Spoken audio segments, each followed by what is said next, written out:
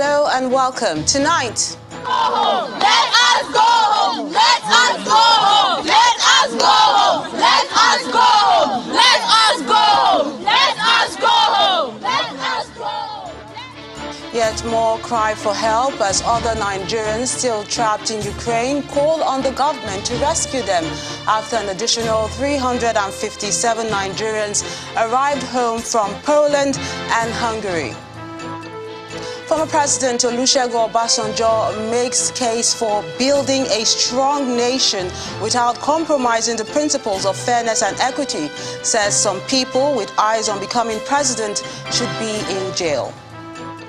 Governor Aminu Tambuwal advocates enforcement of compulsory free education to reduce insecurity in the north and other parts of the country. And Russia ignores ceasefire deal, intensifies attacks on Ukraine, stopping planned mass evacuation of civilians.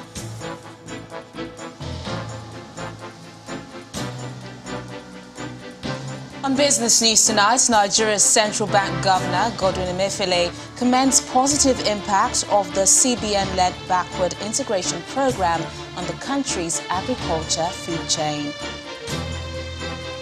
On Sports News tonight, Sadio Mane's 27th minute strike against West Ham was enough to earn Liverpool a 7th consecutive Premier League games victory.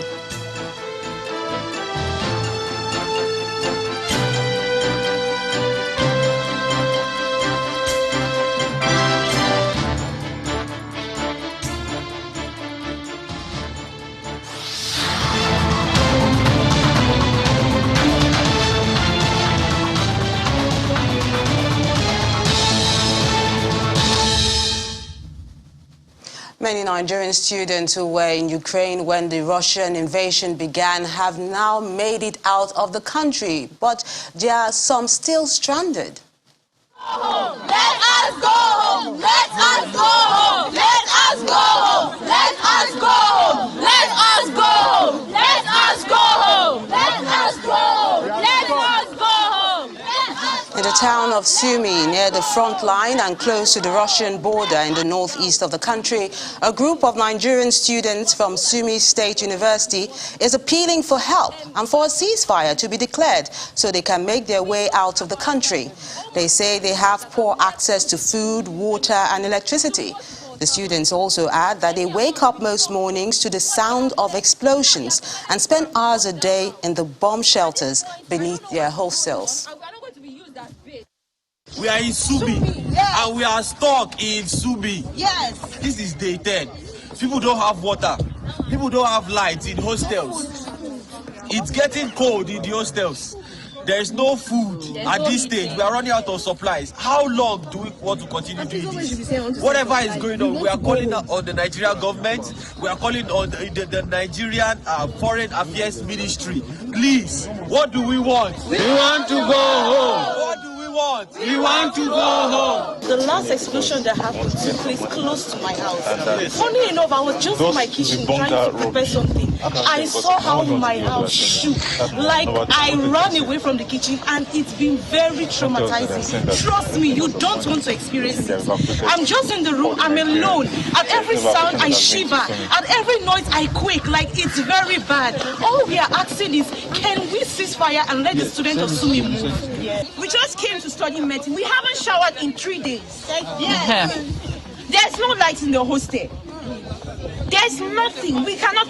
Everything is running out. This place is not safe.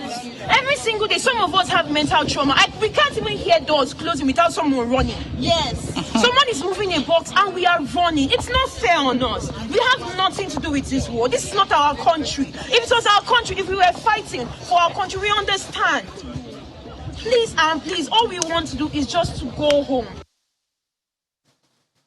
Well, there's a different story for 357 Nigerians who fled the crisis in Ukraine earlier and have returned to the country safely.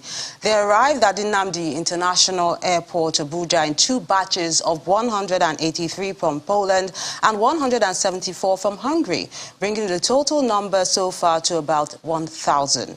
Our correspondent, Emperor Simon, who captured their arrival, brings us this report. A second batch of 183 evacuees from Poland arrive at the Nnamdi Azikiwe International Airport, Abuja, at about 6:30 p.m. At hand to receive them is a joint government team led by the Minister of Humanitarian Affairs, Mrs. Sadia Farouk. The evacuees are mostly students.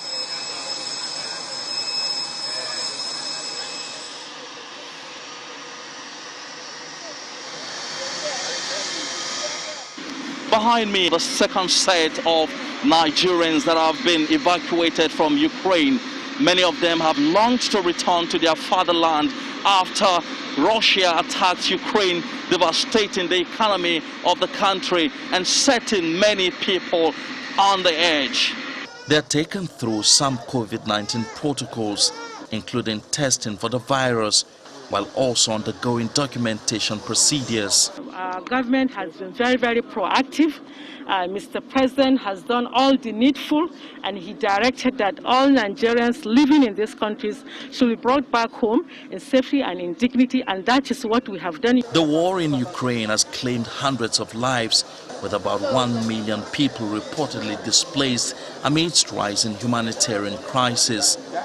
These young Nigerian evacuees narrate their experiences of the conflict. There was panic up and down. The stores were all cleared out. Yeah, we're just all worried and hearing the sirens and everything. It was so devastating because in my life I've never seen people dying. We were traumatized because we are not ready. We are not mentally ready for this. But they are glad the Nigerian government came through for them. People came through for us. Nigeria government came through for us. They kept checking on us, so it gave us hope that we could still survive it, and we did. Out of the 183 evacuees from Poland, 180 are adults and 3 infants. The government says at least 60 more Nigerians may have been left behind in Poland, as it expresses worries over more than 300 Nigerians still trapped in a part of Ukraine considered unsafe. There are still a lot of Nigerians that have not even decided to leave Ukraine. You know, that's one. 2, we still have over 350 students in Sumi College, which has been cut off. You know, they can't go to Russia, they can't come in. You know, their light was being restored now. At the time it was cut off. Water was cut off. So as soon as we are through with the safe corridor, we will be able to go for those ones too. And as the evacuees from Poland are cleared, another batch of 174 evacuees, including children, arrives at about 11:25 p.m., this time from Hungary. Physically exhausted, mentally distressed, some try to avoid the camera. They are also taken through the protocols in place and are documented. They too have a story to tell. I got injured. I sustained a lot of injuries. My leg, I was limping for like 3-4 days. And like, we didn't get a shower for like about 4 or 5 days. Sometimes we don't even remember if we've eaten that day, if we've drank water or anything. Outside the hall, their families wait desperately to receive them, and the joy of those whose words have arrived knows no bound. Oh, I don't know what I will say. I thank God. I just thank God. Yeah. How do you feel meeting mommy? I feel good, great, happy, thankful that I am safe to meet her. Foremost, I felt happy because I now know, yes, the situation is not as I expected it to be in the first place, because my government, which is Nigerian government, has done all the needful that is required of any government. More than 5,000 Nigerians, mostly students, were caught up in the Ukrainian crisis, many of whom have fled to neighboring countries. The Nigerian government plans to evacuate those willing to return in a matter of days, a commitment projected to grab the sum of $8.5 million. It's a feeling of joy on one side that they are back home away from the devastating effect of the war in Ukraine. But on the other hand, they're not happy because their studies somehow has been interrupted. They are hoping that the war in Ukraine will end very soon and they will go back to their school and fulfill their dreams. Emperor Simon, Channels Television News. Meanwhile, the Inspector General of Police, Usman Al-Khali Baba, has ordered the deployment of police operatives to ensure a coordinated security arrangement for the returnees from Ukraine. The operation, led by Deputy Commissioner of Police in charge of Disaster Management Unit, DCP Mary Obase, is being carried out in collaboration with officials from the Federal Ministries of Foreign Affairs and Humanitarian Affairs, Disaster Management and Social Development, as well as the National Emergency Management Agency, NEMA. Other security agencies are also involved in the operation, which began on Thursday.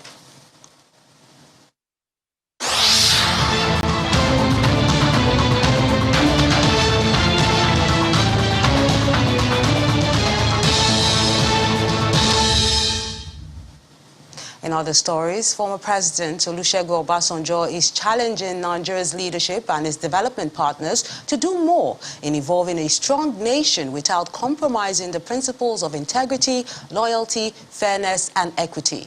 The former president was speaking at an international forum organized by the Center for Human Security and Dialogue at the Olusegun Obasanjo Presidential Library in Abeokuta, the Ogun State capital, as part of activities marking his 85th birthday. Chief Obasanjo used the occasion to dismiss speculations that he's backing a presidential aspirant, saying some of those eyeing the presidency in 2023 should be in jail. The event was attended by the former Vice President, Atiku Abubakar, Director General of the WTO, Dr. Ngozi Okonjo-Iweala, and President of the African Development Bank, Dr. Akinwumi Adesina, amongst other important personalities. Was out of my character. It's a roll call of eminent personalities as family members, associates, traditional rulers, religious leaders and leaders of thought, as well as past and serving governors, among other dignitaries, turn out to honor former President Olusegun Obasanjo at this gathering as part of activities marking his 85th birthday. Up for discussion is the challenge of leadership in Africa, centered around the theme, Leadership in African Narrative in Development and Progress of Africa. The Director General of the World Trade Organization, Dr. Ngozi Okonjo-Iweala, is the keynote speaker. She calls for a leadership that prioritizes investment in technology. We will need to look at structural and institutional reforms to develop our internal market through the African Continental Free Trade Area, invest in manufacturing to add value to our primary commodities, and meet the ambitious goals for economic integration and technological progress set out in Africa 2063. Dr. Okonjo-Iweala commends African leaders' steadfastness in containing the COVID-19 pandemic, but restates her call for equal access to vaccines by Africans in Africa. The narrative about African leadership in the face of the pandemic has remained positive, despite low vaccination rates. But this could change in the next stage of the pandemic, because now that global vaccine supply constraints have eased, the key challenges are now within our countries. Inadequacy of warehousing and cold chains, weak healthcare systems, paucity of trained personnel, lack of effective data-driven vaccination campaigns, and a plethora of misinformation and vaccine hesitance. We need strong, focused leadership to overcome these problems. While sharing his dreams for the continent of Africa, Chief Obasanjo advocates a shift from the current state of things, which he says has impeded socio-economic and political development in Nigeria and on the African continent. I believe in principles before personalities. And taking personality before principles is putting the cart before the horse. As for me, the major issue is how to progress Nigeria from a country to a nation. The last part of our anthem talk of building a nation where truth and justice will reign. Do we have truth and do we have justice on the basis of which we can build a nation. On the 2023 general elections, Chief Obasanjo debunked speculations that he is backing some persons expressing interest in the 2023 presidential race. I cast a cursory look at some of the people running around and those for whom people are running around. If EFCC and ICPC will have done their job properly and supported adequately by the judiciary, most of them will be in jail. I was told that social media credited to me names of 3 people from the South that I am sponsoring for presidency in 2023.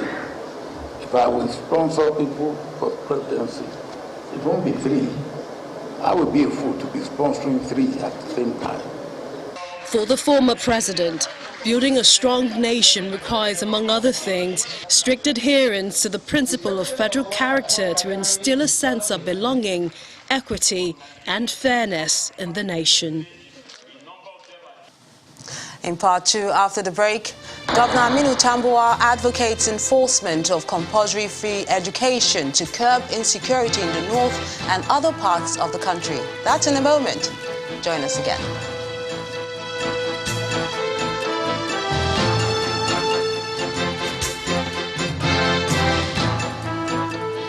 If you just joined us, you're watching the news at 10 live on Channels Television Lagos. A reminder of our top stories. Nigerians still trapped in Ukraine call on the government to rescue them after an additional 357 Nigerians arrived home from Poland and Hungary. Government says efforts are ongoing to bring those still trapped home. Former President Olusegun Obasanjo makes case for building a strong nation without compromising the principles of fairness and equity.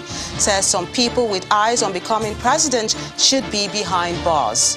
Governor Aminu Tambuwal advocates enforcement of compulsory free education to curb insecurity in the north and other parts of the country. And Russia ignores ceasefire deal, intensifies attacks on Ukraine, stopping planned mass evacuation of civilians.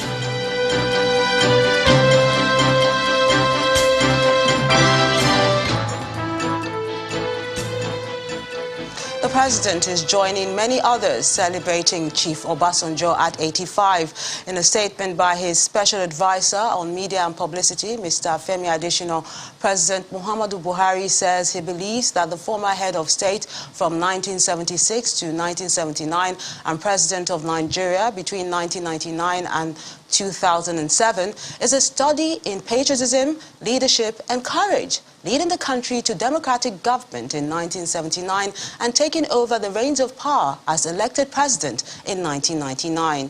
He affirms that Chief Obasanjo's influence continues to resonate beyond the country, extending to the international community and multilateral institutions.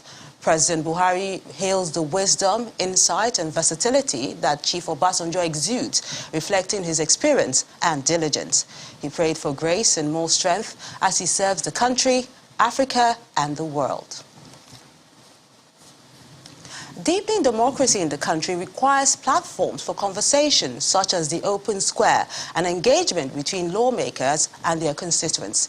During the second in the series of the regional town hall held in Gombe in the Northeast Zone, both parties engaged each other on their roles in ensuring good governance. When you're making your contributions, state your name and... This is the second of the regional town hall meeting series between federal lawmakers and their constituents. This time, the event is holding in Gombe State. Open Square, an initiative of Daria Media with the support of Channels Television, the MacArthur Foundation and Radio Now 95.3, provides a platform for citizens to understand the role of the National Assembly, while also providing an opportunity for legislators to know what their constituents expect from them. In the ratio is 6-4. Members of the audience from the town hall in Gombe and a remote location in Jalingo, the Taraba State capital, bear their minds on what they want from their legislators. Our legislators from this part of the country, they are not trying their best. Because, for example, Jalingo Numa Road has been there for many years. None of them has come out to fix that road. Nobody knows where the constituency project is coming from. And in fact, even when the constituency projects are being carried out, the people are not taken along. Their needs are not put into consideration. The lawmakers just decide on whatever projects they want, and they push it down to the people. I would like to have our legislators come up with laws and policies for continuity in projects. Now, for example, you will see so many abandoned projects around. Is because if every government come on board, everybody wants to start afresh from up, so that they will have their name chronicled in time about they have done this project, they have done that project. Then the lawmakers defend themselves. The problem is not the legislator. We have done the work. And let me tell you, I'm sitting down here, I've gone to the Federal Ministry of Works in charge of this road to see if we can even talk to the state governor if he will take over for the federal government to pay. So sometimes you would not know until we sit like you, we sit down with you and you ask us questions and they will provide this. First and foremost, what you at the constituents deem and constituted as a problem, are you sure you've done justice to it? Have you segregated the role of the legislators and that of the executive? We at the legislature, we have passed the law, and the executive refused to implement it. Yet you blame the legislators? This conversation between members of the National Assembly and the people they represent in the Northeast Zone is aimed at helping to give a proper understanding of the legislature and the process of lawmaking. A lasting solution to insecurity, especially in the northeast and northwest of the country, lies in the enforcement of free and compulsory education. This is the view expressed by Governor Aminu Tambuwal of Sokoto State during a media chat, where he stressed the need for governors to take deliberate steps to address the challenge of out-of-school children in the country. Sokoto was among the states in northern Nigeria with a high burden of out-of-school children in 2015, but that's changing, according to a UNICEF report. According to a UNICEF report, an estimated 10.5 million children aged 5 to 14 are not in school. The report also notes that only 61% of children between ages 6 to 11 are attending primary school, while 35.6% of children between 36 and 59 months receive early childhood education. The situation is even worse in northern Nigeria, as UNICEF notes that the destructions of education facilities caused by terrorist groups in the region have forced more children into the streets.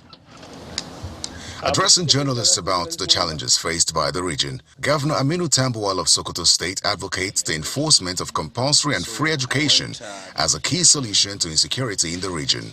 You can see, for example, the bandits that we have in the Northwest, the insurgents in the Northeast. When you check it out, these are young people who are not educated, either in the Western education sense or even in religious sense.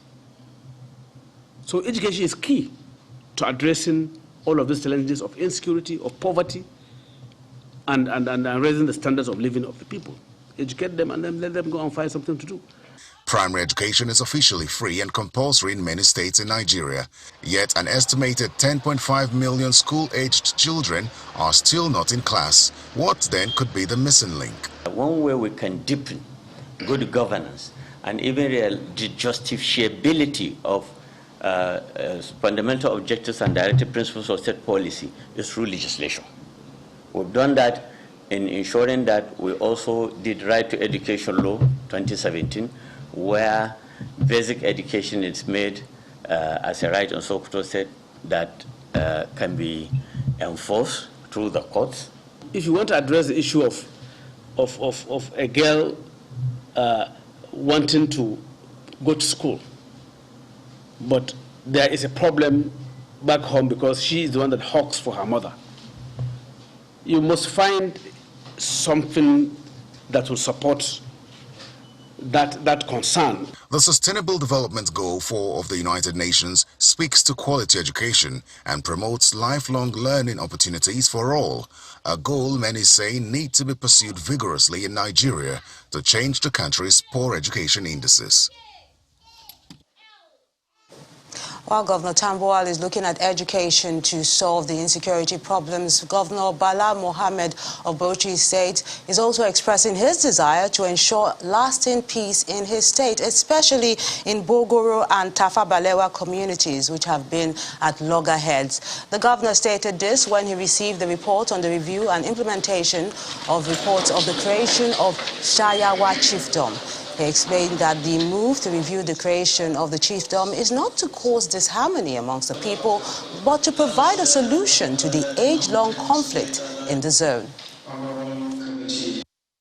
Let me assure the committee and indeed the good people of Bauchi State that the committee's report will be carefully studied by the government with a view to implementing the recommendations.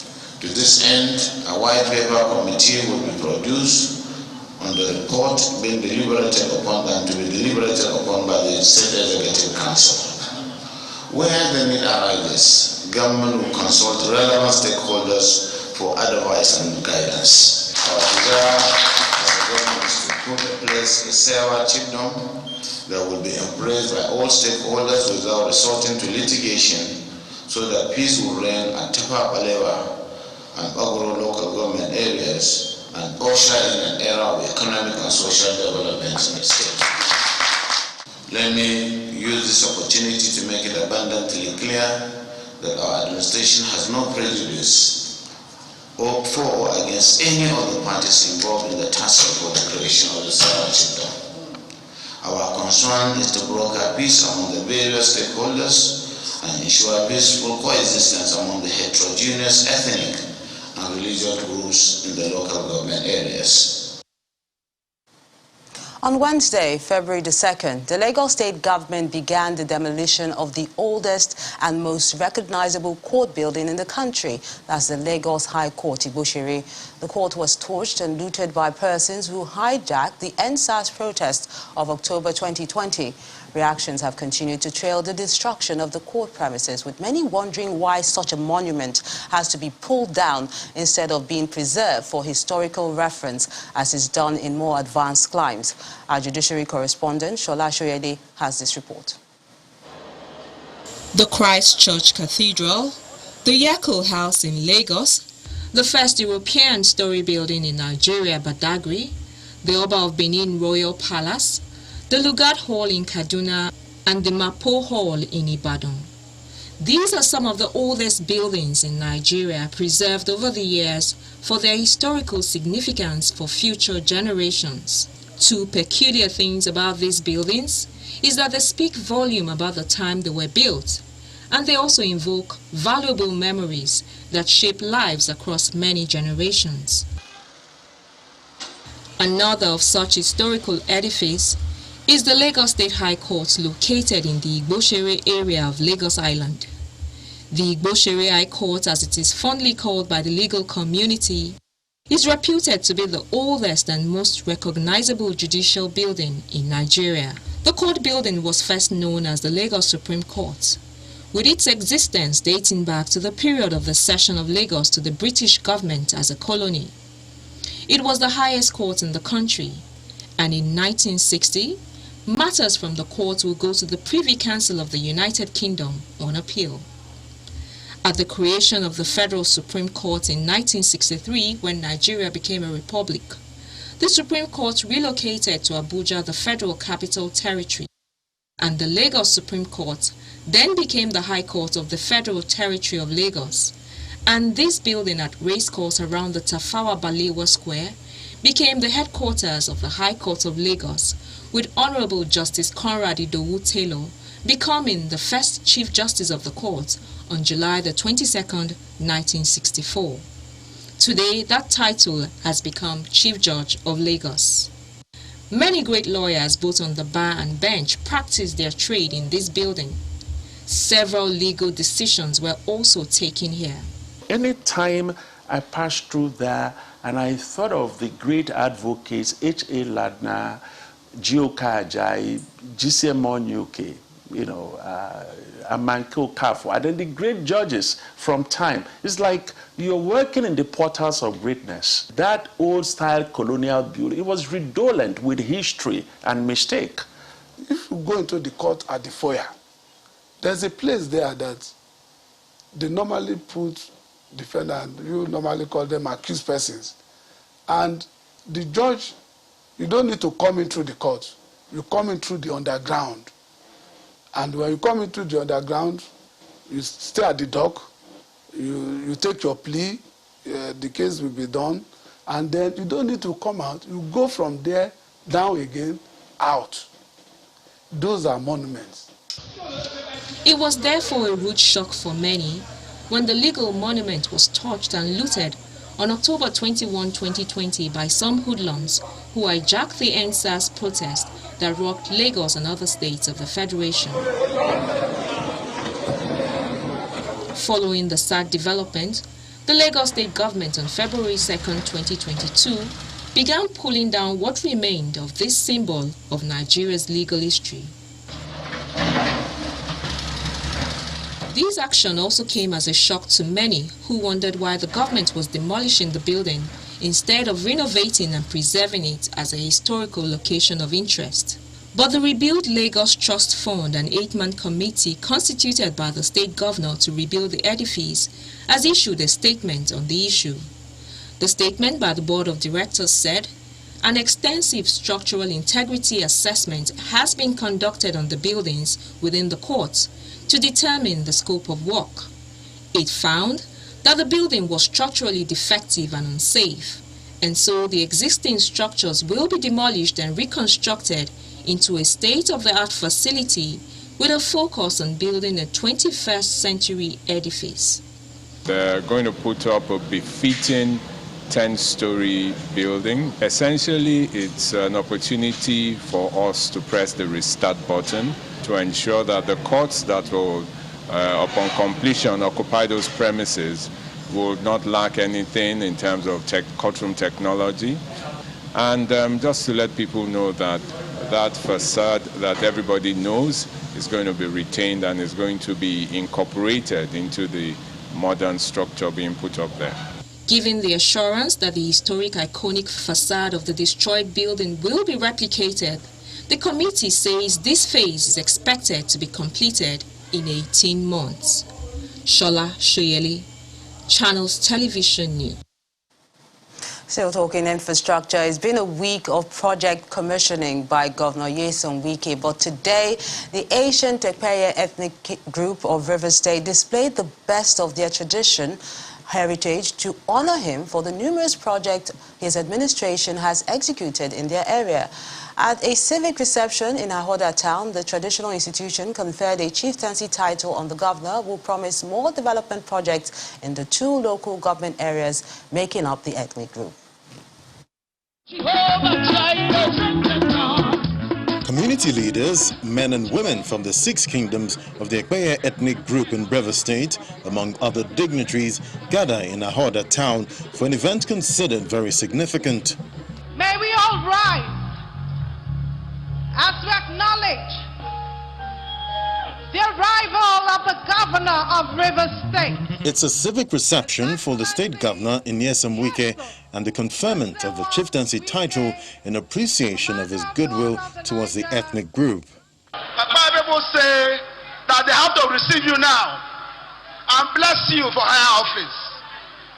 And thank you for what you have done for us. You have actually changed our story. The road to Ochiba from Idoha was near impassable. It was awarded by the government before his own, but abandoned. When he came, he ensured the road was completed and paid the contractors fully, even though he never gave the contract. The cap to Igwe. Governor Wike, whose wife hails from the area, is conferred with the chieftaincy title of Eze Babuze Ekpeye Olu I, which means the leader that has uplifted the Ekpeye ethnic nation. The title of His Excellency is Eze Okpabuze Epe Olu of Epeelam. Despite executing several projects which attracted this honor, Governor Wike further accepts the people's request for more projects to demonstrate his love for his in-laws, but declines the call to support an indigene of the area to succeed him. People may not be happy, but I will not be governor again. Even though I said yesterday, I don't ask for anything. So when I went home, my wife watched it on live. She said, why did I say the in-law should not? I said, I'm sorry. I will not say that again. I'm sorry, yo. I'm sorry, yo. So I said, I'm sorry. I don't want trouble. I want peace. I'm not the one who rejected the gender issue in National Assembly. It is APC that rejected it. So to show you that I want the gender something to pass, I'll start with you. So all you have asked, I will give you.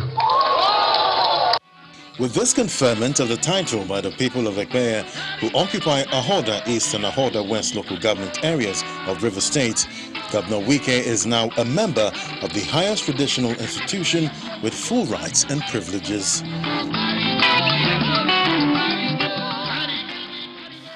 From Rivers to Kogi State, where Governor Yahaya Bello has been speaking on what he considers the crucial role of traditional rulers in his administration. According to him, his administration has leveraged on the role of the traditional institutions to promote peace and ensure security in the state, and he wants them recognized as the fourth tier of government in the country. The governor was speaking at the presentation of the staff of office to over 100 traditional rulers in Lokoja, the state capital. It's a colorful atmosphere at the newly constructed Civic Center in Lokoja, the Kogi state capital.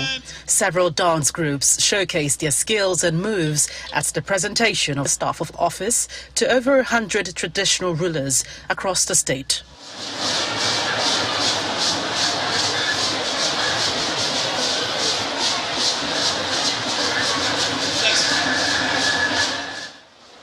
Thank you. One after the other, they were recognized and presented their staff of office.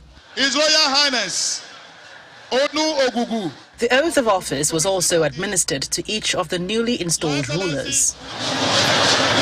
The event was attended by other traditional rulers across the state, as well as other parts of the country.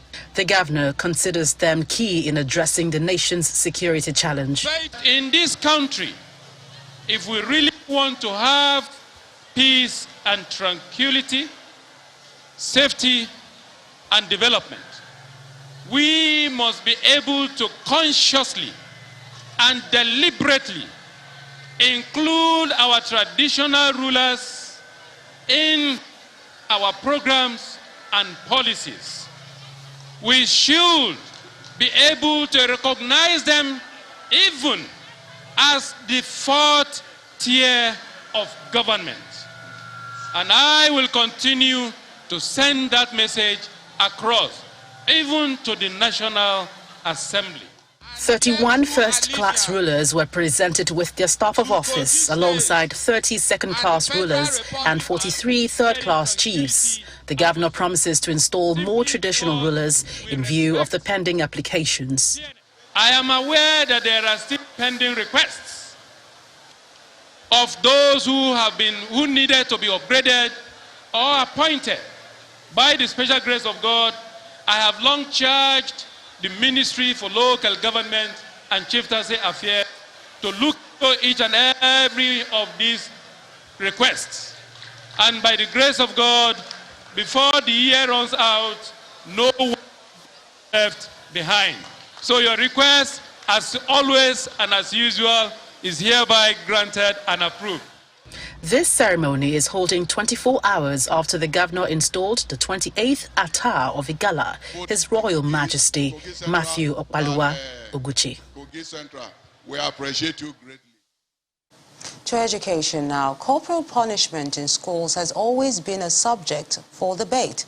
The issue again came to the fore once following recent incidents in Lagos and Delta State where children were subjected to flogging by their supposed caregivers in schools.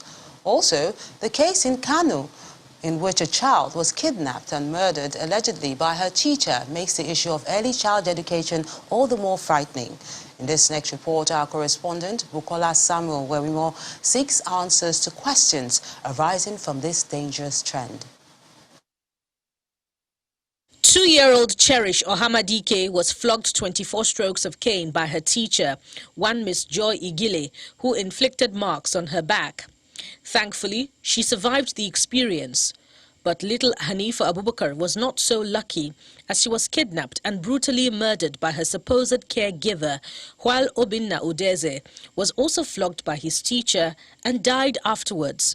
But the autopsy carried out reveals that little Obinna died from septic shock and not from the trauma suffered from being flogged. These events elicit questions on the appropriateness of corporal punishment meted out on pupils enlisted in elementary schools. Child rights lawyer Bisi Ajayi Kayode explains the place of corporal punishment within the context of other supporting legal instruments.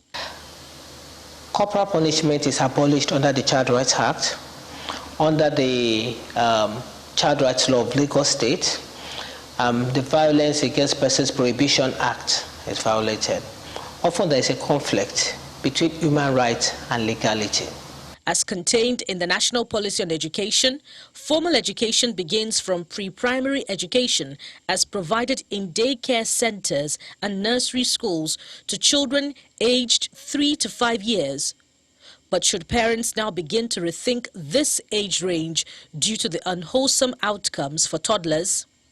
I remember those days, if your hand cannot touch your hair, that you are not supposed to go to school. So, and usually, before you can do that, you are either 4 to 5 years. And then you are able to understand and comprehend. 2 to 3 years after a mother weans her child are critical to the child's development. And where the mother is a career woman, she must return to her work or business. The question is, what are the options available for child care at this tender stage? Those days, you have aunties and mothers coming to nurse your baby until the child is about 1 year and 6 months and all that. But these days, you don't have that. Hardly you see parents or house helps. You are not even, so sure with the house help. You are not free with the house help. So because of that, you see people going to daycare, making sure that children are within an environment, at least to some extent, that they can take care of these children. The government is not directly involved in the establishment of daycare centers and nursery schools, but it maintains oversight for the provision and management of pre-primary institutions. Channels Television gathered that there are 18,000 private schools in the nation's commercial capital, but only 5,000 are duly registered with the state government. To buttress this, covert audio interviews obtained from the proprietress of a private school in Lagos reveals that her school has been operating without a license for 15 years. The certification is gradual processing they gave us. After that new stage, they still give us some years before we can totally do everything. Okay, for how long have you been operating? We have reached my 15th years. I'm in this school. Yes. In Delta State, the number of privately owned primary schools stands at 1,548. But it is unclear what percentage of this number operate without government approval.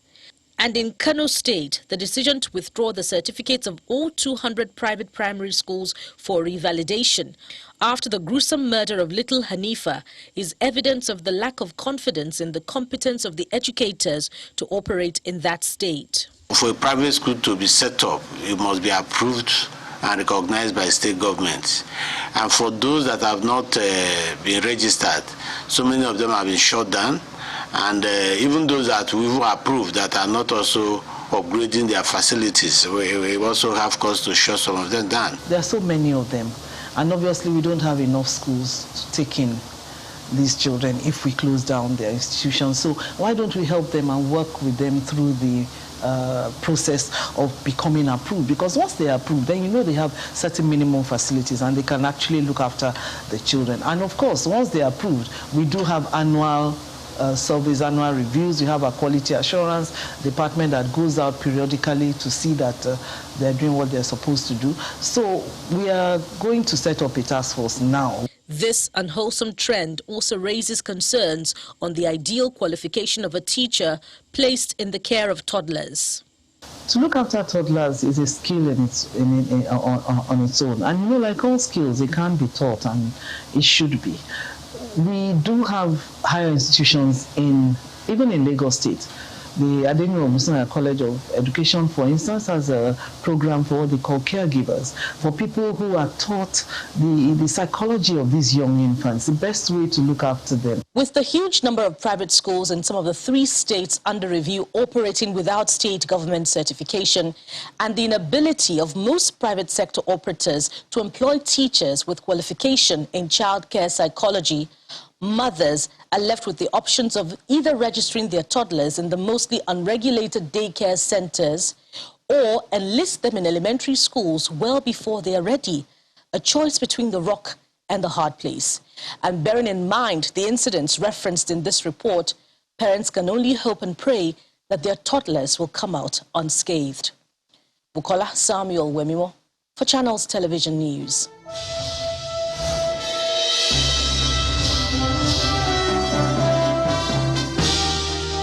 Time for some business news now. The Central Bank of Nigeria, CBN, says its backward integration program has reduced Nigeria's burden in food production, which would have been adversely affected by the surge in food prices, which currently stands at 25% to 30% globally.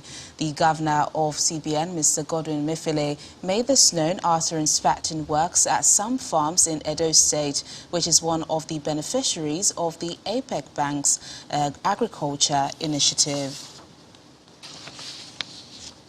Now let's take a look at how the local equities market performed this week. Latest report released by the Nigerian Exchange Limited shows that the market's total value dropped by more than 32 billion naira, while the all-share index fell by 0.13% after profit-taking activities by investors dominated 3 out of 5 trading sessions. The impact of sell pressure, which affected 49 equities, also swept across 4 out of the 5 key sectoral indexes of companies listed on the NGX, particularly the banking sector counter, which lost 2.71%, while the oil and gas sector index of the NGX was the lone gainer with a 10.61% advance. In contrast to the last week's turnover of transactions, volume of shares traded this week was lower by 26.33%. Value was higher at 23.78 billion naira, while the number of deals carried out was lower at over 28,800.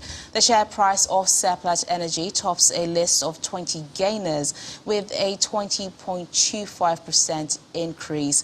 Archie Briscoe leads 48 other losers with a 32.98% loss, while the trio of FCMB, Transcorp and Zenith Bank are the top 3 most actively traded stocks for the first trading week of March.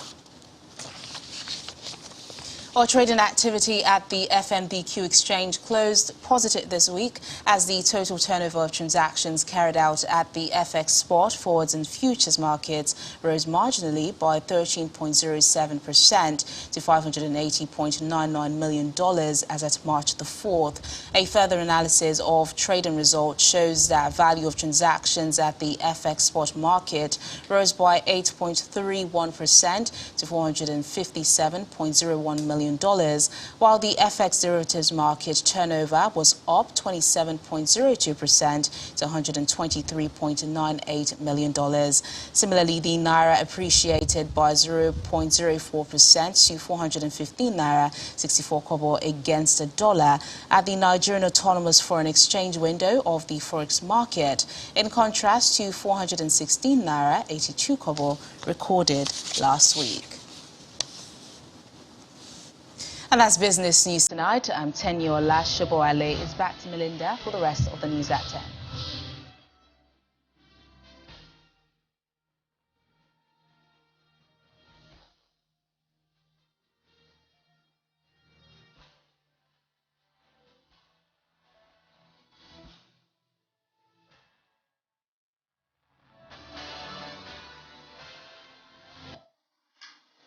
Many thanks, Eniola. And for what's happening in the world of sports, here's Chris Ellems.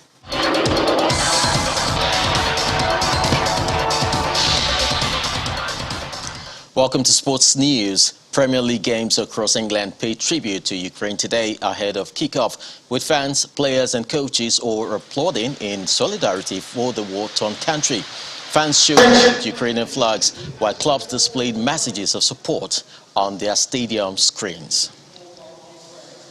We call for peace, and our thoughts are with. Now let's take a look at action from the game. Sadio Mane's close-range finish earned Liverpool a never 1-0 win over West Ham. The Reds opened the scoring through Mane's 27th-minute goal, and that ultimately proved enough for the home side after West Ham wasted a couple of chances. The Reds' 11th victory in 12 matches across all competition and a 7th on the spin in the league only increases the pressure on City ahead of Sunday's derby with Manchester United. Meanwhile, 3 Nigerian players, Kelechi Iheanacho, Wilfred Ndidi and Ademola Lookman, were in action for Leicester City as they registered consecutive Premier League wins for the first time since October with a 1-0 win over Leeds United. An impressive exchange between Harvey Barnes and Iheanacho led to the only goal when Barnes finished from a tight angle in the 67th minute. In other result, Kai Havertz scored a brace as Chelsea went on second-half scoring rampage, routing Burnley 4-0. That'll be all on sports. It's back to you.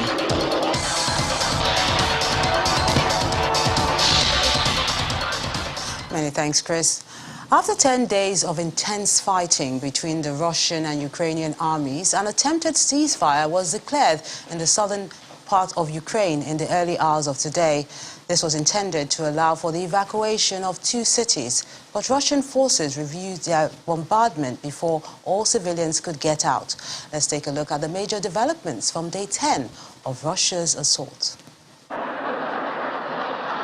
Russia and Ukraine agreed a temporary ceasefire in the heavily shelled cities of Mariupol and Volnovakha to allow civilians to escape.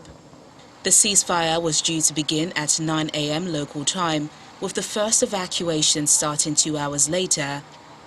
But soon after the ceasefire was announced, Mariupol's deputy mayor said Russian troops were still shelling the city and fighting continued on the agreed escape route. Russia's defense ministry says civilians had not used the escape route and accuses Ukrainian authorities of preventing people from leaving.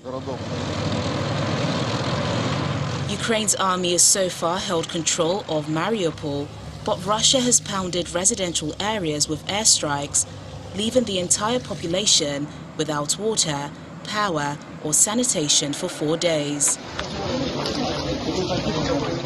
In Volnovakha, another key city, as it sits on the road between Mariupol and Russia-controlled Donetsk, heavy clashes have been taking place and much of the area has been flattened by Russian bombardments.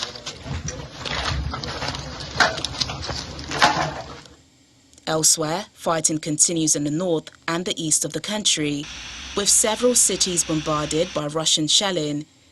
In some places, there have been reports of hand-to-hand combat. Speaking from Kiev, the Ukrainian president had earlier slammed the West for rejecting a no-fly zone, saying their reluctance to intervene has given Russia a green light to continue bombarding towns and villages.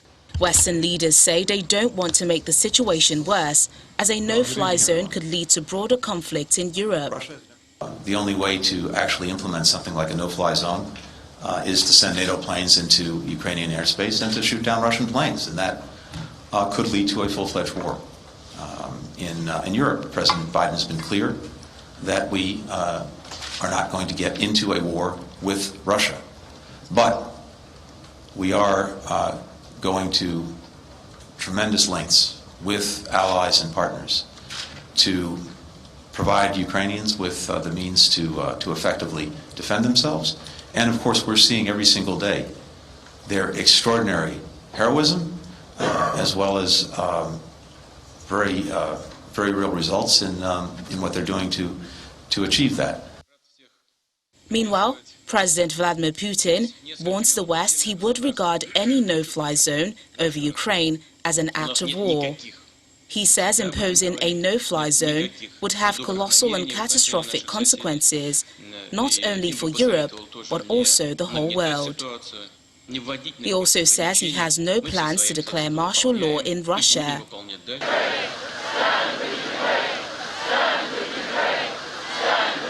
For another weekend, thousands of people have gathered in cities across the world to protest against Russia's invasion. World support Ukraine! World support Ukraine! In London, protesters gathered in Trafalgar Square, holding signs and chanting, "More sanctions for Russia." More sanctions for Russia! But this is Europe. This is, this is a dictator who's in our neighbourhood, so to speak, in our European neighbourhood, with ambitions to recreate, rebuild an imperialist Russia. This isn't going to end in Ukraine. This didn't end in Chechnya, it didn't end in Georgia, it didn't end in Crimea. It's not going to end with Ukraine. And I think, the UK thinks it can avoid World War III, and I truly hope it can. But I think leaders need to work harder and unify and, face up to the bully that is Putin.